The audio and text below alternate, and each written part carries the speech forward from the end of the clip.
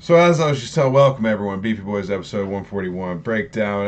UFC Fight Night Font, Sandhagen prelims, Paul Diaz breakdown as well, and also a breakdown of my new redneck life with Ali, where we cash in scratchers that we got at a wedding for $12, bring $40 of our own, and buy $52 worth of scratchers and Powerball, and we end up winning like $15 and have like two Powerball lines now. So we'll see. Hell yeah, that's like a fucking Luke Combs song right there. Hell My yeah. redneck life. Hell yeah, man. Yeah, man. We'll start off here talking about Paul Diaz because, like, for the purists or whoever want to act like it doesn't matter, like, I work next door to a bar and it matters, bro. This bar is never packed for UFC fights. The It stick. wasn't the stick. It was not packed for fucking Crawford Spence. It was like Sad. overflowing out the fucking doors. People were like walking by trying to watch from the streets for this Paul Diaz fight. Literally, bro. Like that's real life, like You know what? anecdotal. Like, I went to a head shop on campus, which Saturday night. Also, first week of August. So for anyone that doesn't realize, OU is here in Norman, so all the fraternity and sorority kids actually do come back in August. That's when our leases all start. So like the ones that are old enough to drink will come back early because they like to go to the bars and they do it before all the young kids come with their fakes and whatever. I know that life, right? Whatever. Uh, so all those kids are back. So campus was like full, man. Like I had to park pretty far away from this glass shop that's like on Asp, right? Which for you, you know where that is. Across from like the old Boomer Theater was, or across from O'Connell's, we're talking roughly. right around the University of Oklahoma for those watching out of state or whatever, like the general campus area surrounding the University of Oklahoma. But yeah, you can And continue. I walk into the shop and the guy that's like working the register just has the Jake Paul Diaz fight on, like on the register. And I'm just like, is that the Paul Diaz fight? He's like, yeah, man, they're about to come out after this one. I was like, yeah, I know. And he's like, I was like, who you got? And he was like, honestly, man, like Nate's a tough dude if he takes it serious. Like I like Nate, and I was like, yeah, I mean, No, that's I think actually that's the fair. take to have. Yeah, if Nate, which leads to my whole takeaway from this. So I don't know. Finish your statement, but yeah, I agree. I Oh actually no, kind that of was agree with pretty that much take. it. Was that like I everywhere I looked, I was shown like, oh, it matters. Like in the real world, like you go places and people are watching you. Like I can't say that about fucking Sandhagen font. Nobody gave a fuck. I'm sorry, I did. I was watching it, but like the general public cared much more about Paul Diaz, which is why we're going to break it down here on Beefy Boys Breakdown. I actually watched it. And my take isn't that fucking different from fucking Headshot McGee. It's fucking that like if Paul or if Diaz would have taken it seriously, kind of a runaway. But I said, I mean, we had the same take for the Diaz Edwards fight. Like, damn, if Diaz didn't dick around for 23 and a half minutes, like maybe we have something here. Like I people love that nonchalant, oh, I don't really care mentality. And Eat just as a shots and talk competitor, shit mentality, but like as an as athlete, I don't fucking really respect it. I mean, I like Diaz in interviews and would I love to smoke a joint with him? And is he a super cool guy? Sure. All fair. But like as an athlete at the highest level to like not take it serious because you're too cool is just kind of fucking lame, dude. Like it's not I don't know. It's just like kind of like disrespectful to like to the sport, to combat sports, and like yeah, I mean, maybe this was a cash grab, and maybe he didn't really care if he won, and if so, like that's exactly what it looked like. The first five rounds were fucking dog water. Jake gets the knockdown in what first or second round? I I think forget which first one it round. was, and it was a pretty bad knockdown. Like Nate literally almost like stumbled through the fucking ropes, I like was it worried hit he was first. going to, Like but he got up pretty quick too. he got up quick, and he is a dog, and we know he has a chin, and we know he's even worse than that. But and we know Diaz doesn't even in MMA. He didn't like necessarily swing with power, but in boxing it looked even worse with It those looked gloves. Like terrible. he was like punching him with like this part of a boxing glove, which some way makes sense because it has less padding there. But I mean, it just it was just nothing. It was just nothing burger shots. And then Paul was like actually cracking him. Now the later rounds, like what was it, rounds like 6 through 10, whenever Diaz, we know he has a gas tank, and he started to pour it on. Like pour it on's even a strong term. He like, I I would just say think he had to yeah. I would say like, 8 and 9. Diaz looked really good, right? Are those the rounds I'm thinking of where yeah, like yeah, he yeah. actually looked pretty good? I Ten mean, I was wasn't like taking notes. I wasn't ten's taking it like ten's that seriously, but debatable. I yeah, think I think and six and so seven you start to see the tide turn, but Jake's still doing all right. I thought the first five were like pretty clearly Jake's. yeah, and see, in boxing's weird. Where like boxing, you kind of don't score damage as much. It is more of a point fighting thing. Oh, Where it's like, definitely a point fighting thing. and so like I think like by like MMA scorecards, Jake probably won like 8 of the rounds, but on like boxing scorecards, you can maybe talk yourself into giving Diaz 4 rounds. But like I just because like Diaz was just landing just nothing burger shots, but the volume did increase in the later rounds. He did start to march him forward and walk him down. Um, I just, dude, I don't know, man. Like, get your bag, Diaz. Get your bag. Like I said, but like I felt this way about the Diaz Edwards fight, where whenever he hurt Edwards and then proceeded to like be cool guy instead of win the fucking fight, we were ripping our hair out then too. So we've been pretty consistent with our takes on Diaz, and like I am a Diaz fan, like in the sense of yes, he matters, and yes, he's a unique character in the combat sports space, but I just wish he cared as much as his own fans cared. You know what I mean? Like I just this nonchalant. Who cares if I win or lose? I'm gonna do this. Take a cool picture afterwards. Like fucking spark a doobie. Like anybody could do that. Like anybody could do that. Also he hit the little guillotine pose with 16 seconds to go in the final round, and then was kind of Like acting that like was cool. Like that. See, like that was. I don't know. Like that was cool, but it's also like, god damn not it, here we really. go You're in with a this. boxing match. Like I think most guys might get like in serious trouble. Like it was no different than whenever he hurt Leon, and then instead of like pouncing on him, did one of these numbers. You know what I'm saying? It was the same energy. It's not I professional. don't know. Like it's professional fighting. It's not like street fighting. Like it's not like for reputation. Like it's for money. It's for Like entertainment. like imagine somebody in the NBA, like you do a sick crossover, then brick the jumper, and then try to like flex that. Yeah, Like and then that's flex Nate in their face Diaz. about it. Yeah.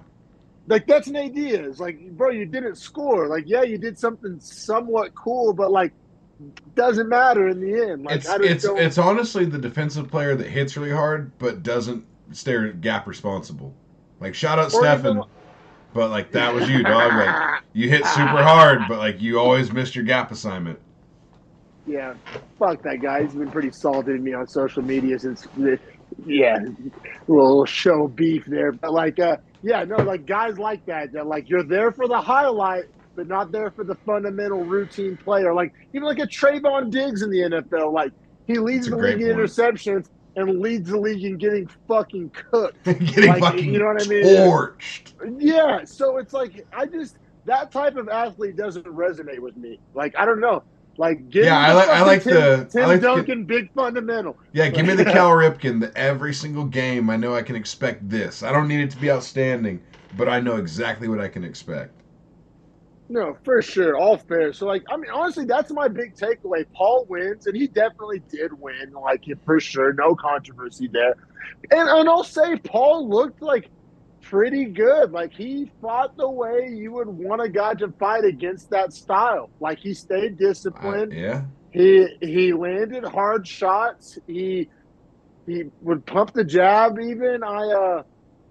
I do wonder. I whenever Paul got really like back foot heavy, I think if Paul just would have like marched him down and just beat him up, I think he could have finished Diaz. I think he was a little concerned about the gas tank, and maybe rightfully so. If you're fighting a Diaz brother, like you got to be worried about gassing out. So I mean, you could argue even that was smart. But oh no, honestly, I thought Paul looked really good. Like Paul is a better boxer than Nate Diaz, and I don't think this should necessarily be shocked by that.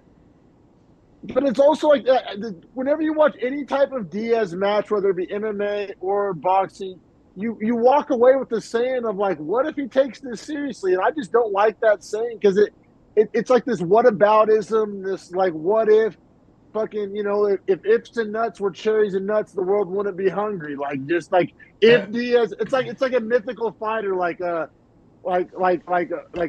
if Diaz took this seriously, is just like like I don't know, like blonde haired old Oliveira, or like I don't know, like these mythical fighters. Like I'm tired of like saying to myself like, oh, what if Diaz actually like took it seriously? Like, because it's his job to get paid. Like it's his job to take it seriously, and it's like I don't know. It's like saying like, oh, what if Johnny Manziel would have taken it seriously? Well, like, guess what? In the NFL, that's why I like the NFL. It's results driven. Like it ain't none of the WWE hype, name, reputation bullshit. Like if you don't take it seriously, then sorry about it. Go play in the fucking even XFL. the Like I just even the NBA, they'll hold your hype for years when you don't do shit. Zion, they'll hold your hype for years when you don't do shit, and you show that yeah, you don't Nate do Diaz shit. to me is Zion. Like oh, what if? Like what if Zion fucking dialed in his diet and fucking quit fucking It's smashing essentially the porn same stars? point though, right? Like, what if they just gave a shit about their profession? Like the NFL doesn't play that shit. And as a football background guy, hell, high school football don't play that shit. There's so many guys like at our school, Norman High School, Norman, Oklahoma. There was guys walking around the high school in the hallways, fucking smoking cigarettes on lunch break that were like better athletes than me for damn sure. 100%. But like, but it didn't matter at all because you're a fucking dipshit and you didn't work hard and you didn't go to class. And so nobody gives a fuck. In MMA and in combat sports, you can get away with like, oh, I'm cool. I have 1 foot in, 1 foot out. And I don't know. I didn't expect this to necessarily turn. Everybody's hating on Jake Paul. I think if we're being honest as combat sports fans here, we need to hate on Nate Diaz more. It's kind of a mockery of the game. And I'm not saying he hasn't given us fun moments. And when he beat Connor, that was fucking sweet. But guess what? He took it seriously against them when he beat Connor. Like, that's what, like, He took it seriously. Connor also didn't take it as serious as he should have. I think that's another mm, important point is that when Nate Diaz is his best is when dudes underestimate him. And like since he's beaten Connor, dudes haven't done that. And he's gotten kind of worked over in most of his fights since that. If you really think about it. Dude's kind of yeah. quit underestimating him at that point in his career because he became such a big name, and that kind of was a detriment to him. Now his It's, attitude he's, helped he, propel his name. it's like on a video game, he'd have the weirdest ranking structure because, like, mental toughness, 99, Endurance fight 99. IQ, endurance 99, fight IQ like negative 1,000. Like, how do you like juxtapose that? Like how do you? Like, I don't know what to do with that. Like as a fan, but yeah, I mean that pretty much wraps up my Paul Well, Diaz let me take. ask I'm you gonna take a this. piss real quick. Let me ask you Oh, this go real ahead. No, fast before you you're go. good. Jake Paul's what now? 8-1 in boxing. Like he's actually kind of starting to get a record that is developed. If he gets another 5 or 6 wins in a row, like we are talking about a legitimate boxing record at that point. I would say.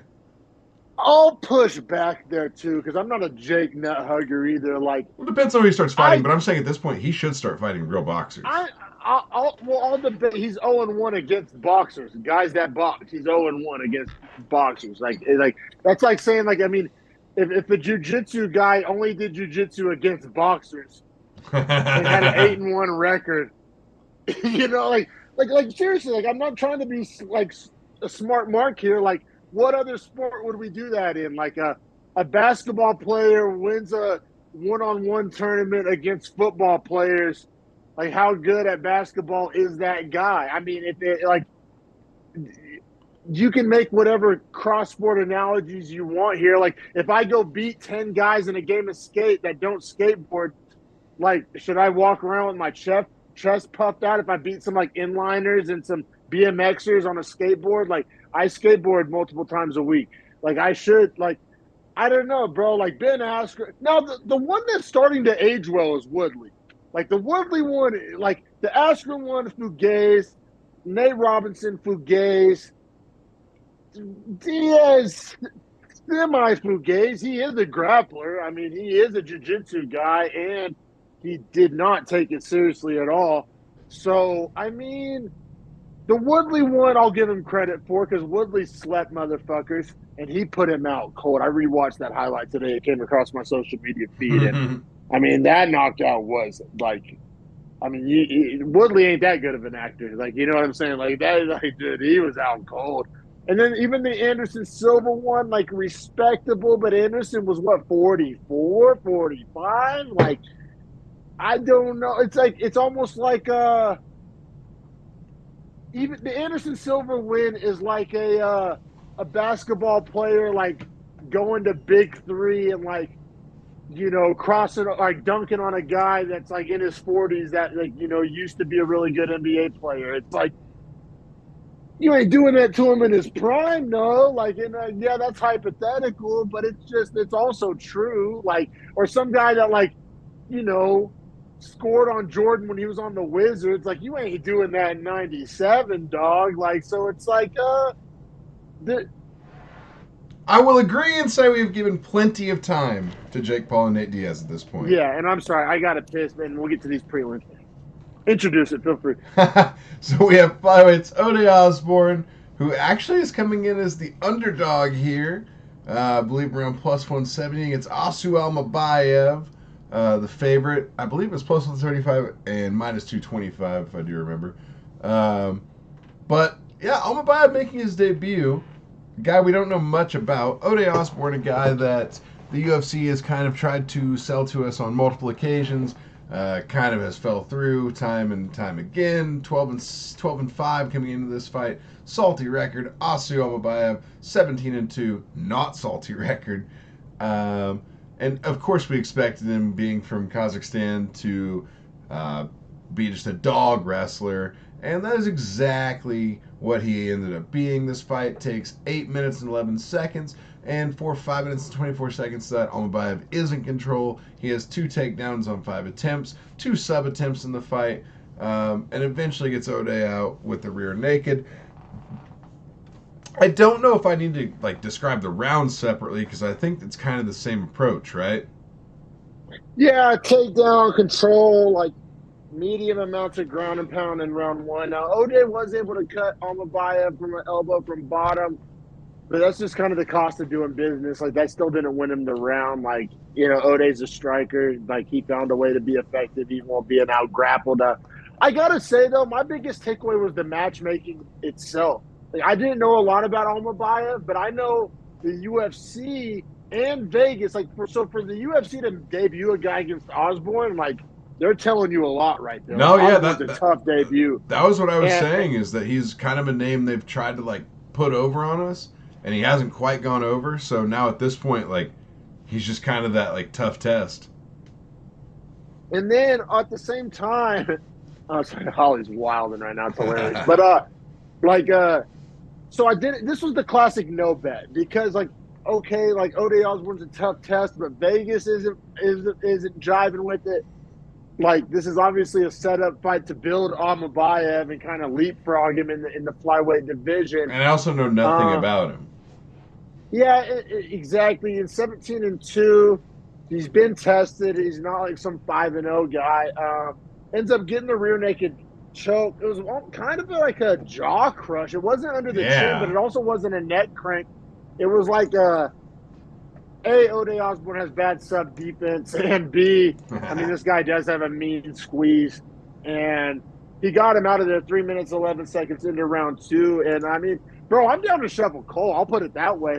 Like, Almabayev, I mean, to get a second round finish over Ode Osborne in your debut, like, I don't care how down on Osborne you are. Like, it's not an easy debut. It's not a can by any stretch. And so, like, I mean, you could argue it's a really favorable stylistic matchup, and you probably wouldn't be wrong. But even then, I mean, just to not let I mean, it wasn't in the Apex. Like, it was in front of a crowd. Like, the moment wasn't too big for him. Came all the way from Kazakhstan.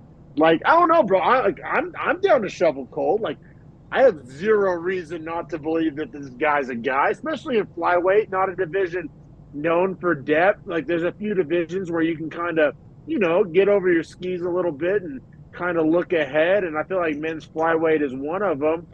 I mean, I don't have any reason to believe that a fight versus him versus Sumudarji doesn't look fairly similar. Like, and Sumadarji's ranked 12. Like, I mean, there's other. Man, Yeah. I love these young flyweights. So you got Steve Ursay, you I got this guy. Urseg is way more fun than this guy. I don't know how this guy's going to translate as far as value to watch. I think he's really good, really dangerous. I think he's going to be a snooze lord at the top end because guys aren't going to like they're going to get taken down, but they're going to be able to defend the ground and pound a lot better and fight for positioning, get back up, and then get against the fence and get trapped Or there. I think he's going what to if be a you snooze just lord. Snooze Lord versus Snooze Lord, him versus Tim Elliott? You know what I mean? Like something like that. Like, Tim Elliott, the man that openly says, I do cheat. It's the ref's job to stop me. That's a hilarious statement. Yeah. yeah. I, I don't know though, but I mean, I don't know. I love this I love that we have some young guys in flyweight to be excited about. You got Steve Ursay, you got Makayev, you know, and now you got Almabayev. I think he's like in that conversation. No, he's largely in that conversation because it's not bantamweight where like 15 to 30 is like murderer's row. Like flyweight, you pretty much have the haves and the have-nots in Yeah, for flyweight. So, sure. but I think he's like in the. I mean, until proven otherwise, he's in the conversation with the haves. I mean, if you ask Flyweight me, but is flyweight in that weird thing where we're about to see the wave here in about 18 months of new flyweights, you think? yeah, I mean, 1,000%. Because Figueiredo's debatably not in the division anymore. Moreno, I mean, I think he And has what 2 more fights left. yeah, just consider 18 months, Pantoja, you know, new just consider champ. 18 months. That's a long time, especially for guys like Pantoja and Moreno. Like, they have a Car, lot of fight Car, miles. yeah, Car France and Nicolau aren't that old. Rival's not that old. Cop, yeah. No, I think Royval's like what 34 or something. He's not that young, I don't think. Or am I tripping? Maybe. I don't know. Yeah, no, I don't disagree with your statement. I think we got a new wave coming. I mean, the Makayevs, the Ursegs. Yeah, I think that's fair to say. I don't know. I probably one of the most divisions with the most parity, though. Yeah. I think Yeah. I think like 1 through 9 can fight, and it's a fun like fight. there's debatably a lot of guys that could be Pantoja. I say could, not would, but But fun fight, know, right? Like 1 through 9, like yeah, fun fight. like Makayev's ranked 11, and I mean him versus Pantoja. I mean that's a good fight. I think. So I it's just like, say it that way because I don't like Elliott, so I just I can't say 1 through 11 because that would make Elliott at 10 be in there and like. no, all fair points, man. But yeah, welcome new addition to the flyweight division. Another Let's, Kazakhstan killer, but we can keep it pushing. Yeah, keep it pushing and introduce old custom overalls McGee. Who was that? Sean Woodson? Oh yeah, think about the overalls you'd have to put on that guy. Dude, I saw. The legs I would saw be some three funny quarters memes. of it, and the chest would just be this. Sean Woodson's built like the fucking tall SpongeBob when he goes to prom with Pearl. Like that's who Sean Woodson's built like. Also, I saw some. You know, you see like cursed images, bro. I saw like an old picture of Sean Woodson fighting at heavyweight. He weighed in at 215. And it was I needed to like wash my eyes out. And it was fucking, you think he has an awkward build at featherweight. Sean Woodson at heavyweight. Somebody commented, said he looked like a Walmart cart gatherer. Bro, his Yeah, legs have to be stilt because they're so skinny that they couldn't have ever. Because like when you're like heavy, like trust me, as a heavy guy, like my calves will probably never be like thin like that.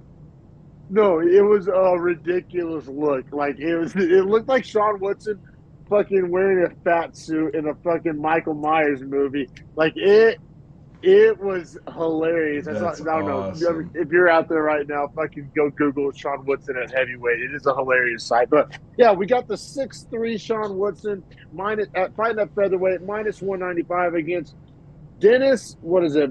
Bazooka. Bazooka making his debut plus 145 featherweight division. No, I wasn't that. I didn't know. Obviously, he's making his debut. I didn't know dick about Bazooka, but when they announced he trained at Cerro Longo, I I like my liked Cerro him. Longo guys. I don't like Cerro Longo guys, but I respect them. They're good. Don't necessarily love watching them, but I like most of them that aren't Aljamain Sterling. yeah. Frivola Maybe. puts on a show. I like Marab a lot. I like Weidman Marab is pretty more cool. than Aljo. Yeah, I mean, I can't necessarily say I'm a fucking Iaquinta guy myself, but Ah, we'll keep it pushing. But yeah. So whenever I was like, okay, because at first I thought it was Sean Woodson against some random can. I was like, all right, at least he trains out of Serra Longo. This might be a scrap.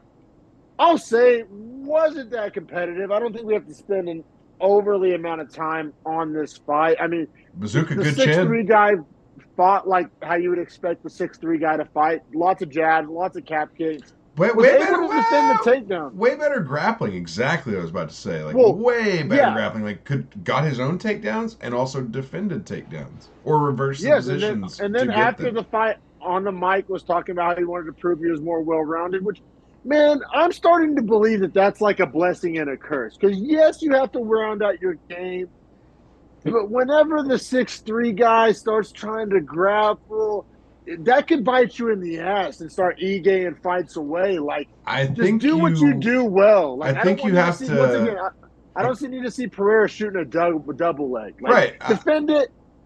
I think you have to have respect to what got you to the dance, right? So if your specialty is striking, and you're a long rangey striker, then don't abandon that. Just get really good takedown defense to make sure that you can continue to do that. Yes, and like, or else you end up with a fucking Sandhagen, and it You sucks. you almost have Uh, to play chess, not checkers, right? So, for instance, if you're a really great grappler, Bo Nickel is a good example of this. You need to show off your hands and show off danger with your hands so that you get respect from people with your hands, and they can't just sit back and wait for you to shoot and they hang their chin out there, right? So yeah, like yeah, now with Bo Nickel having shown his striking, it does it'll make create those a little bit takedowns more of a easy. problem for the next guy he fights because they have to give respect to his hands, therefore giving him an easier path to a takedown. And hopefully that's what we see here from Sean Woodson. I don't need to see Sean Woodson in a singlet. Fucking, you know what I mean? Like Sean Woodson, like you're a boxer, you're tall as all fuck. Like I'm saying it worked out good in this fight. I'm just talking like taking this and like projecting it forward or trying to extrapolate something from that. I just don't want to see Sean Woodson like fall in love with the grappling because in the post fight he was talking about that how like I can grapple too and we've seen a lot of fucking shit get wonky when guys start to do that. We've seen it. I've seen this Right. movie. You know what? I think that's actually a great transition to the next fight if you really want to keep going. I mean, unanimous 30-27. Yeah, I mean, Sean Woodson pretty much had his way with Bazookia. I mean, I think Bazookia took it on short notice, but also I believe Sean Woodson had like 4 opponent changes over the course of that camp. Like Yeah, that's he had that's like why I'm 3 kind guys of pull out. that's why I'm kind of like I don't know what I want for either guy next because Bazooka taking him the short notice and being And like he earned the another fight. last minute replacement. He obviously has another Yeah. fight, but debut whatever he's gonna fight whoever. Like you can literally give him whoever, You as know far who as I I'm kind of want concerned. to see? Just throwing out a random like low level featherweight matchup. Like maybe I'm not didn't put a ton of thought into this, but like Sean Woodson, Chase Hooper. That's not bad considering the Yeah, sizes. That's not like bad. both. Like I mean, I'm not saying it's the best. Like, but I think that's a fight like fans could kind of get excited for, like an interesting matchup. Like, well, yeah. I mean, yeah. I don't know. We'll see. Yeah. Sean Woodson. I mean, great performance. I think he needs to, and I think Sean Woodson only has 1 loss, if I'm not Yeah, mistaken. one So loss, one he draw. he just hasn't been that active, and Yeah, inactivity's been yeah, his poison. we'll see But he where did that goes address with that. He him. said he wants to be more active, so Yeah, give him yeah, which respect. hopefully he can. Yeah, for That's sure. I mean, that's I don't have a lot of negative things to say about Sean Woodson. I'm just kind of like jury's out. I think it's fair to say. if you really wanted to give him a test, you'd give him someone like I don't know, Julian Erosa or Charles Yeah, Jourdain. I mean, those are probably better I don't tests. think he's earned the Jourdain fight. The Erosa fight you could talk me into, or the Chase Hooper. Like, yeah, that level of guy. I think we're talking about the same level of guy, like what 20 to 30, 30, 25 to You 35. you could argue Gavin Tucker, perhaps because he's on his way out, as far as being 37. Yeah, I think Chase Hooper does more for his career. I think he's more well known. I think like the fans would be more excited for it. I don't know. I'm gonna kind of Wait, hang my head on that Chase Hooper matchup. Bahamondes is lightweight, isn't he? Yeah, Yeah, yeah, that'd be fun though with those heights. yeah. That would for sure. And actually, I think Chase Hooper might have moved up to lightweight too. Now that I think about it, he I think you're moved right. up. But yeah, Yeah. yeah. So I don't know. There's fights out there for him. I'm looking forward to seeing him in there again. We'll leave it at that. The next fight though, I got to get Cody my Durden versus shovel out for this next fight. man. And I gotta pump my chest out a little bit. We got Cody Durden plus 160, Jake Hadley minus Well, 220, fighting the flyweight division. I'm just saying, I pump your saved my. chest out, but like Cody Durden's arm might be kind of broken today. Yeah, maybe broken from getting erased. You know what I'm saying? But I'll just put it this way: the boys in the group chat were wanting to hammer Hadley, and I was just saying, Durden like has a path to victory here. Durden can wrestle it, make it snoozy, and it actually didn't end up being snoozy. Honestly, credit to Jake Hadley's grappling having being better than I gave it And credit Durden's for. ground and Quite pound. frankly. He was cutting up Hadley. Yeah, so I thought Durden had like a snoozy grapple fuck path to victory, and I kind of talked the boys out of putting Hadley on their parlay. Um, so like I said, it's not like I won money on it or anything. I was able to kind of talk the boys out of fucking, hammering Hadley here at minus 220. I thought Durden had kind of a path to victory there, and it. I'll say Durden everything. Even though I kind of was right, I was also wrong in a lot of ways because Durden held his own, maybe even won on the feet, which we thought Hadley would. Even me, as when we all thought Hadley would outstrike him. Even when I was arguing with y'all, I wasn't saying that Durden would outstrike Hadley. Like, I didn't think No, yeah, that would you ever said he was happen. gonna like wrestler grind it out, which Yeah, only reason I liked Hadley was because I liked his submission game. However, I also didn't expect Michael Bisping to just sit there and jack off Hadley for 15 minutes. it was so bad, bro. Like I think we I have posted to a address meme. that. Yeah, I posted a GIF on the fucking at Beefy Breakdown on Twitter. Give us a follow. But I posted a GIF of a fucking. I think it was one of the redcoats from the Patriot movie, and I was like Bisping whenever he's commentating a British fighter. But it was just Crazy, such an man. obvious nut ride. I mean, they see people talk shit about Rogan. Rogan doesn't do that. Rogan, I don't No. think ever like has a slant or a lean. No, he has some other problems, If but anything, he he doesn't get a. leans to like wanting to commentate about like jujitsu more than he wants to commentate about striking. Like when striking's happening, he's not the best commentator for striking breakdowns. Yeah, which is weird because he has more of a kickboxing background. It's Yeah, weird like on that's that what he did one, as a but kid. Yeah. yeah, yeah. And so round one, I mean, Durden cut Hadley with the elbow, got the takedown. I thought round one wasn't really up for debate. I thought the only really round that was up for debate here was round Two. two. Um, because I Durden did once give it to again, Hadley. I don't know how Durden didn't tap. yeah, he was on his I'll just come out and Tony say it. Ferguson shit. Because I'll even He say was on his Tony damage. Ferguson I'll shit. even say damage. That has to hurt the like his arm. And that has to hurt his ability to strike, which he did a pretty good job in round three of displaying that not to be injured. Well, I But think the man, reason, as somebody who gave Durden round two, speaking of striking on the feet, the whole first half of the round, he was piecing up Hadley on the feet. I So I agree. think that went a long way. And yeah, there was a deep anaconda attempt, and no, Durden had his own deep anaconda Yeah, attempt. Durden almost got Hadley Hadley. reversed the anaconda and then got in a triangle armbar that I mean essentially worked. Just Durden just literally Tony Ferguson the fucking no tap, and I mean good on him because then he ends up stuffing the takedown in round three from Hadley and controlling the rest of the round. Got some good ground and pound off. So all judges had a 30-27. I had a 30-27. You're not a crazy person for giving Hadley two. You could definitely argue the damage. And I mean, it was impressive, but also Durden won like 4 minutes of that round. Like, I know. so like, I just thought as far as like catching a guy in a triangle armbar and cranking the actual armbar, for me, it's almost like scoring a knockdown. That's a huge no, moment. I actually like that you brought that to the show. I don't necessarily, I mean, I do disagree with you, but like, I see where you're coming from. Like, I'm Yeah. picking up what you're putting down. Like, for sure. Fair point. Fair play. No, 4 wins in a row for Durden. And see, this is what sucks because I think he definitely deserves a rank opponent. I believe Dvorak is booked against somebody. I think you could give him Urseg because Urseg definitely has to fight back after breaking into the top 15 on his debut, and he only has one fight in the promotion. So I Fun think you fight could do too. That's a Durden super fun fight, Urseg. which I Fun also fight, like and also like Ursag in. I gotta say, dude, Durden's winning me over, bro.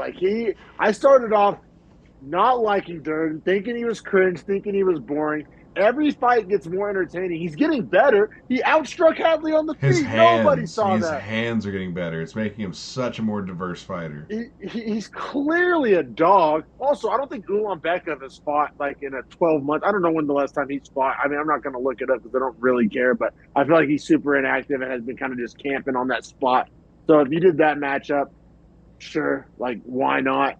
Um, yeah, Ursag, Ulanbekov. I mean, four in a row, you can't sneeze at it. You know what I mean? You got to take Durden seriously now. He's earned it. I mean, I used to not be a Durden guy. I'm not saying I'm going to go out and buy some merch, but he's winning me over. Durden merch man. Let's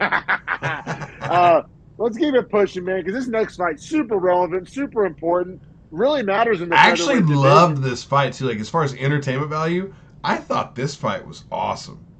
Entertainment value, matchmaking. I mean, fucking chef's Because honestly, kiss these guys are matchmaking. both They're the just same guy. dogs, but they They're the kind of same guy. fight in like opposite directions. Like Damon Jackson fights a great round 1 and 2. Billy Q fights a great round 2 and 3. Yeah, 1,000%. Everybody knew that going in, and that's exactly how it played out. That's like, dude, if you bet this, you have bigger nuts than me because this was a no I liked bet. Billy Q.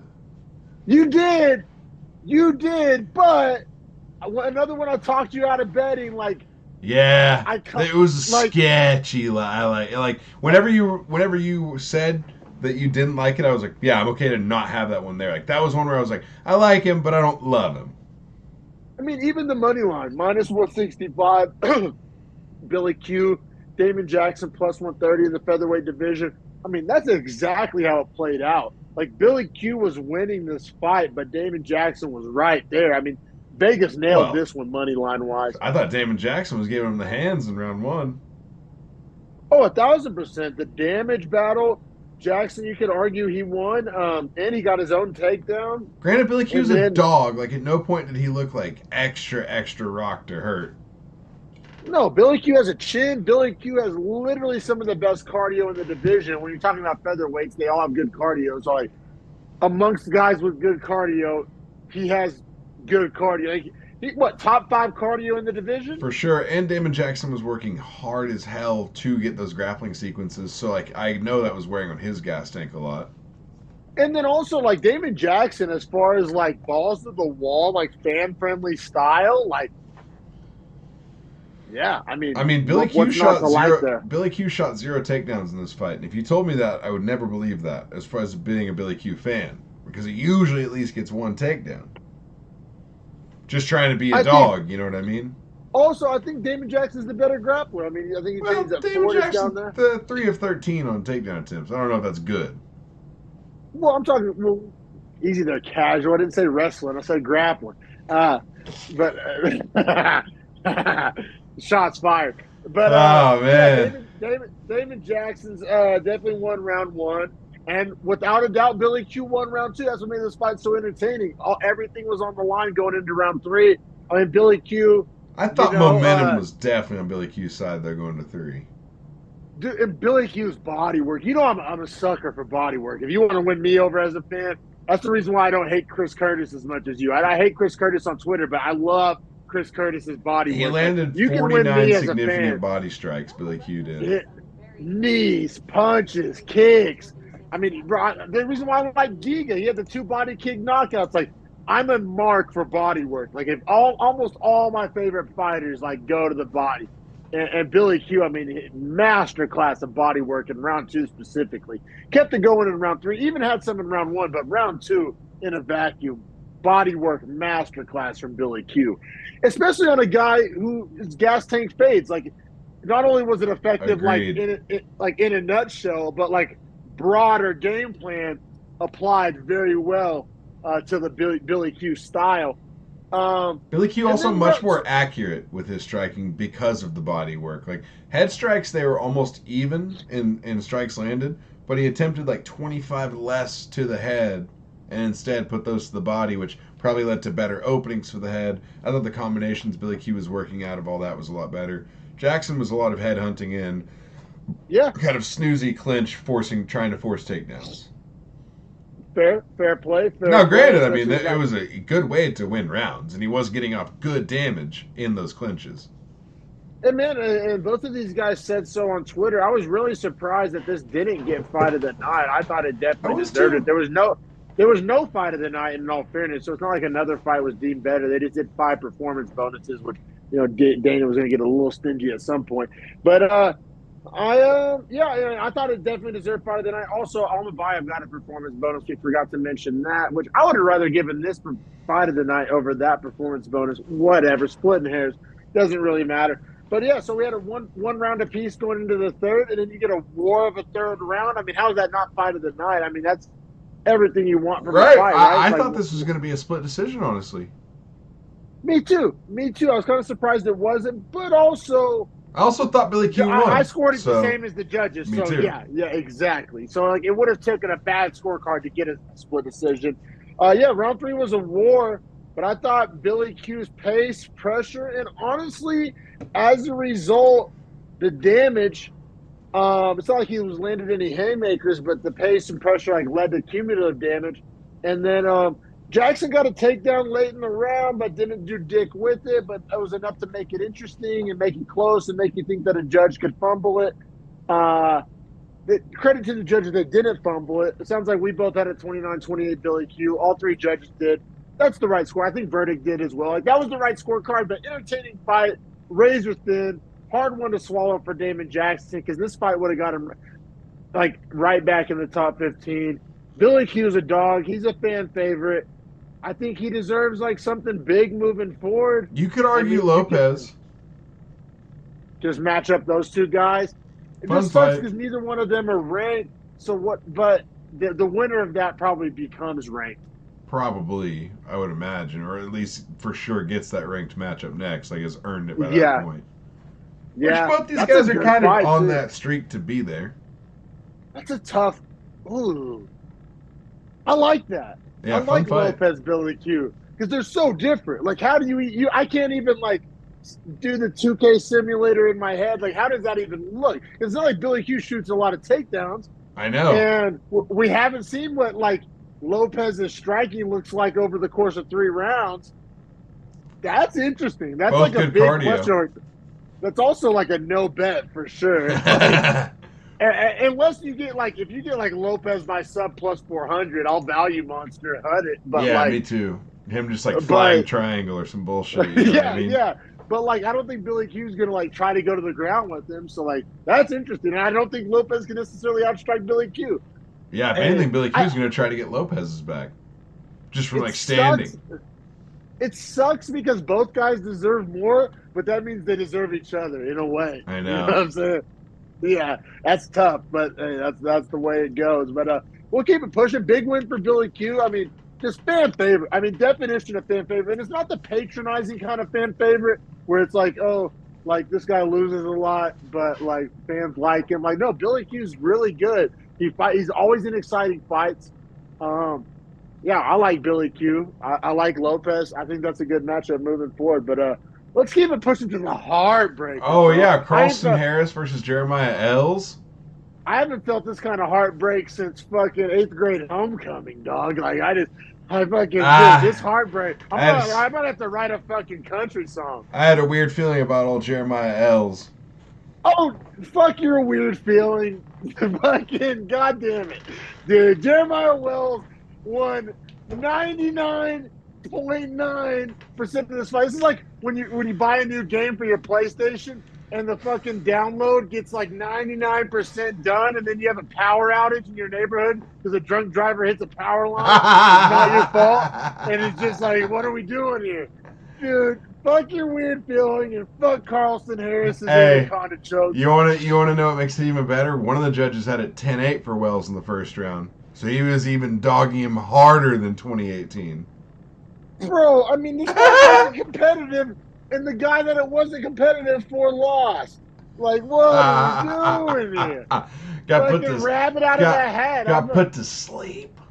Dude, I fucking took a 7-hour drive to Vegas and watched a David Copperfield show. This is a rabbit out of a hat. Oh man, God damn it. Let's get to it. Man, Carlson Harris landed 5 significant strikes in the whole fight. One to the head, 3 to the body, 1 to the legs. He had 13. He had 13 seconds of control time. 1 submission Fucking attempt. cocksucker, dude. I'm bitter. Dude, I'm so a bitter ex-wife Jeremiah Wells landed 16 strikes to the head, significant. 25 ground strikes and 2 significant body strikes. Had 9.5 minutes of control on 3 out of 5 takedowns with 2 submission attempts. So if I just read you those stats, Jeremiah Wells wins the fight, but he doesn't. Dude, and this is what makes MMA so great. Yeah, Jeremiah Wells minus 120, Carlson Harris plus 100. And I thought I was the smartest guy in the room because I thought Jeremiah Wells should have been like minus 220. Nah. And I mean, the way the fight played out, I'm still not wrong. And like, it's tough. And that dude, Jeremiah Wells, dude, that Darce attempt in round 1 was like so deep. I thought he was gonna rip his head off of his fucking. He didn't have an arm. All right, then what is it? A ninja choke? Yeah. Either way, like, okay, like there was a deep submission attempt. Dude, I'll be real. Carlson Harrison was like on his Volk Ortega shit, not tapping to that. Like seriously, like that's my like. I respect Harris more for not tapping to that choke in round 1 than I do for getting the choke in round 3. Like Carlson Harrison not tapping to that sub in round 1 was some Volk Ortega shit. Like that was epic. Like that was some fucking nutsack dog shit. It is pretty crazy. I didn't score the first round 10-8 for Wells, but like easy 10-9s in 1 and 2. Like neither did I. Even on this Wells gargle job, I still didn't go 10. Yeah, but I'm saying he was like sailing to a victory through 2 rounds. Like if you watch the first 10 minutes, like he was like sailing. Like I was sitting there like he was like kind of like big brother in Carlson Harris. And I was the one that like tried to talk the boys into putting Wells on the parlay. I was like, oh yeah, that's value. Yeah, no, I didn't sell you. But me and shout out Michael. Me and Michael were riding the Wells hype. Yeah, I mean, and then in round 2 he mixes in the ground and pound elbows and is busting up Carlson Harris. But in round 3, Carlson Harris. Granted, here's why I don't say it's fluky. It's kind of a lucky. He's known for his anacondas, though. He's known for his anacondas. Like that's his signature move. So like when a guy gets his signature move, actually, it's hard to call it a fluke. Wells got too confident if you like really think about it because he like, just kind of so. Yeah, but he kind of brazenly did it almost on like the whole contention of like I'm so strong, like because he'd kind of been bullying him into positions throughout the whole fight. Is a boy. And he is, He's a boy. But he kind of made the technical error of getting too deep into a place where strength actually didn't really matter, if that makes sense. No, 1,000%. And credit to Carlson Harris I keep saying Harrison. Carlson Harris for like not giving up on himself, like mentally being there to like be like Carlson Harris. I'll put it this way: like on Madden ratings, his awareness is 99. Like the awareness to like be getting dog walked, but like just still looking for it. Submission hunting, yeah. Like this guy's like gonna make a mistake. Yeah, dude, and he, Wells did make a mistake, and Harris won it, man. Round 3 Anaconda. I didn't write down the time of submission. Let's see if I can. Minute 50 in round 3. Yeah, minute 50 round 3, and yeah. And I say Wells does rely on athleticism too much. Yeah, athleticism and power are like his best 2 attributes, which in a game as technical as fighting, that's dangerous. It is dangerous. But I'll say like it's almost like, we're saying Lopez is a specialist, so lean into it. Like Wells is like top 3% athlete in the UFC. Like if there's a UFC like combine. He's finishing in the top, Wells but Greg Hardy would have been one of those guys, or like arguably Johnny Walker is one of those guys.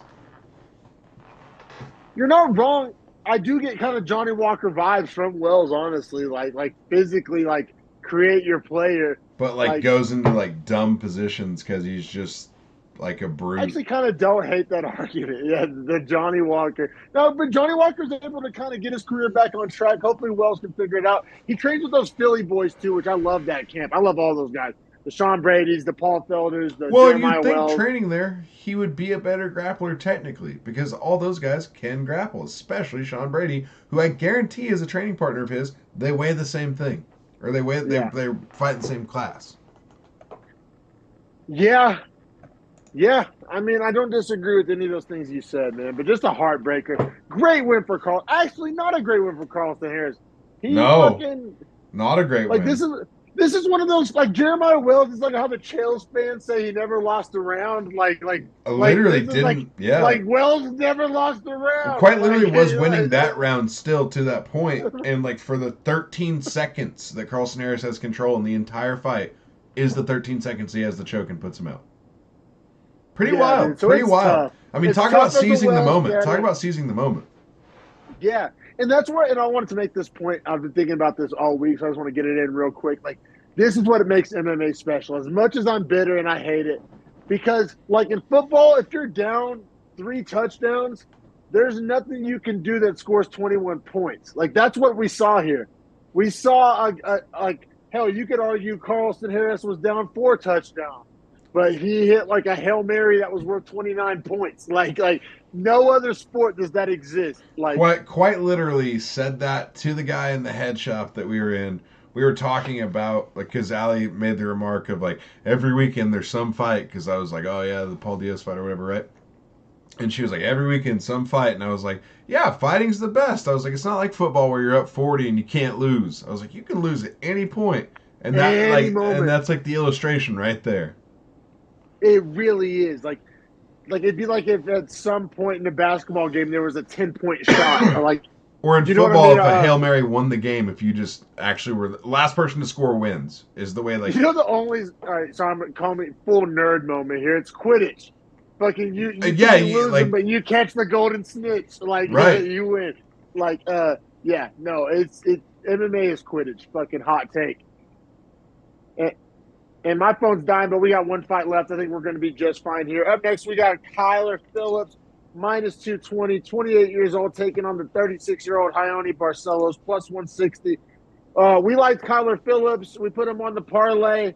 And I got to say, fight ends up being way closer than I He was thought it making me would. a little nervous. Oh, sweaty. And I'll say credit to Honey Barcelos, man. He has more in the tank than I thought he did. I thought Honey Barcelos was kind of washed, He getting was older.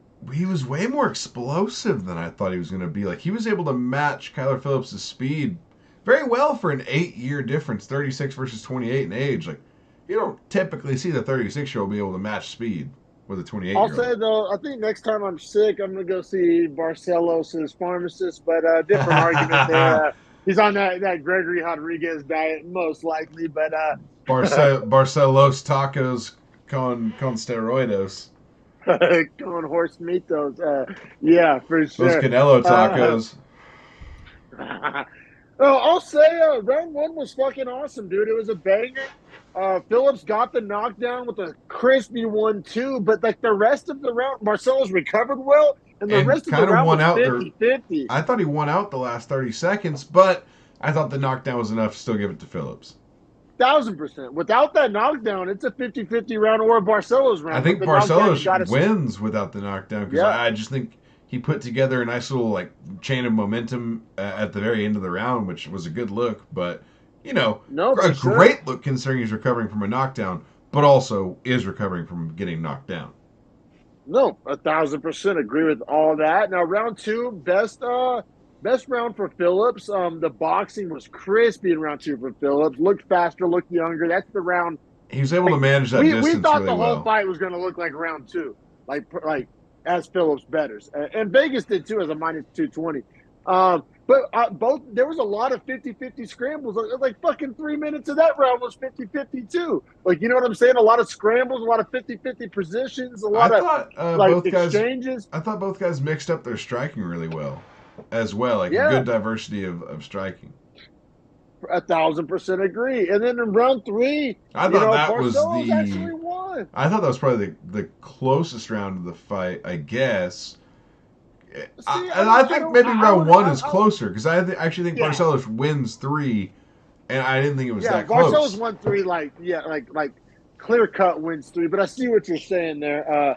I'm just saying based on Yeah, scorecards, right? Because one judge does go 30-27.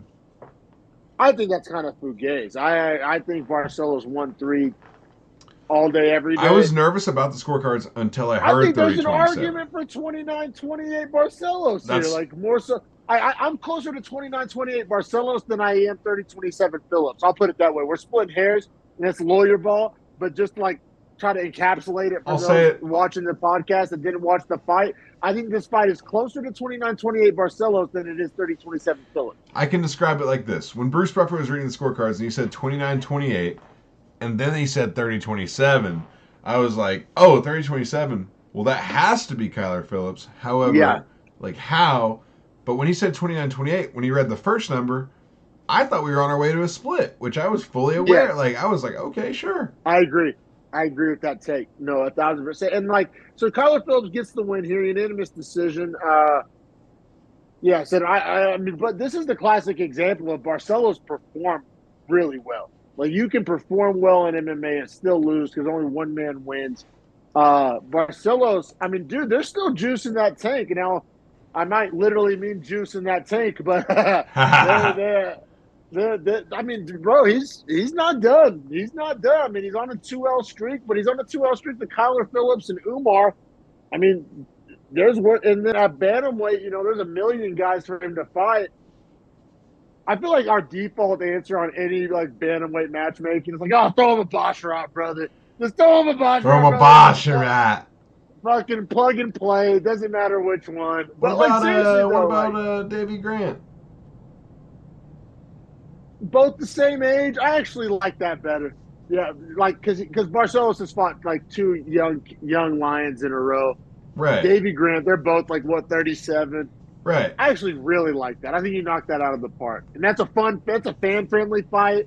Like that's awesome. Like that's on a main card of a fucking fight night, I think or that ends in like a finish. I think that's a good. or a really dope prelim fight. Like if that fight's on the prelims, you're like, oh, we got some gas prelims here. Right. Like, And I don't think yeah, like that far lopsided either. no, great matchup for both. Yeah, no, I mean, both guys. I might take Barcelos in that. You might get some plus money on it, honestly. I was thinking that too, like maybe like a plus 140, plus 150. Yeah, a little value squeeze. I also think Like, Kyler Phillips could fight like an Adrian Yanez next, if I'm being honest. yeah, Giannis coming off the loss. Although aren't Yanez and Martinez booked? Yeah, I think you're right there. But that level of guy, and also Phillips only 28 years old. I feel like he's been around the block a little while, started young. Like he's still 28, bro. Like you could argue we maybe haven't seen the best of him. I'd say he's getting tough better. guys. Yeah, getting better, looked great, battle tested for sure, man. Yeah, but I think both of these guys deserve like good matchups in their 100%. next fight. Yeah, no, I mean, And pretty we fun love our card bantamweights. overall. Yeah, I mean, honestly, the Sandhagen fight ruined this card because if I you know. remove that, gas cards, like 0 complaints, 5 performance bonuses, and you could argue Jackson Billy Q deserved fight of the night as well. Like Tatiana looked great. Tatiana looked great. We saw some future champs, perhaps. Diego some Lopez prospects. was like, I mean, that was so fun to watch him just be so dangerous. No, 1,000% agree. And then you just end on the snooze fest, and I was like, all right, let me go watch some Fouquet's boxing real quick because that's. But yeah, that's why we had to throw that Paul Diaz breakdown in for everyone. no, for sure, man. But yeah, leave a comment if you agree, disagree with any of our takes. Follow us on Twitter at Beefy Breakdown, and please hit that subscribe, man. We've been hit on a subscriber plateau. It's a fucking struggle out here. Yeah, we're getting all these shorts likes, but they can't subscribe. Hit that subscribe button, like, please, bro. If you like MMA, if you like UFC, if you like supporting small content creators, we've been grinding for 3 years now, man. Like, Yeah, please, facts. like, just, dog, we putting in the work out here. Please hit that sub button. And, yeah, man, we'll be there next week because we break down every single fight on every single card. That's what we do here. One more reason why you should subscribe. And I appreciate your time, brother. Yes, sir. Next week, we will see you guys. What do we got? O'Malley and No, that's No, two that's 2 weeks weeks. away. We got Dos Nachos Oh God. and Luke. Yeah. Interesting matchup. That's one of those matchups that's like really good, but also like kind of who cares, right? Like at this point, like what does that fight really do for the division? Will be a fun break fight to break down, but not much to future preview there. But